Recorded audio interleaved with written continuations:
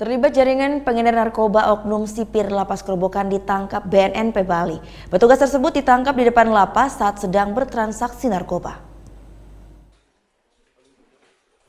Badan Narkotika Nasional BNNP Provinsi Bali berhasil menangkap 5 orang tersangka yang merupakan jaringan pengedar narkoba Lapas Kerobokan. Salah satu tersangkanya adalah Ferdi Ramos yang merupakan sipir Lapas Kerobokan. Tersangka Ferdi Ramos berhasil ditangkap pada Senin 12 Februari lalu di depan Lapas Kerobokan saat sedang bertransaksi dengan 2 tersangka lainnya yakni KA dan GT. Saat ditangkap dari tangan sipir ini, petugas berhasil mengamankan 44 gram sabu.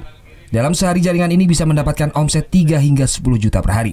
Untuk barang-barang ini yang dari lapas kan semua pengendali dari lapas ya. Sedangkan si penjaga lapas ini dia menerima mengedarkan keluar dengan kurir yang 2 orang tadi, saya lupa tadi si KM sama GT ini. Terungkapnya jaringan narkoba Lapas Kerobokan ini merupakan hasil pengembangan dari 2 tersangka lainnya yakni Vito dan Hendry yang sebelumnya telah ditangkap. BNNP Bali kini tengah melakukan pengembangan kasus ini dengan memeriksa napi yang terlibat.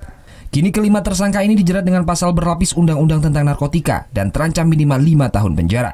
Surya Sanjaya melaporkan untuk NET.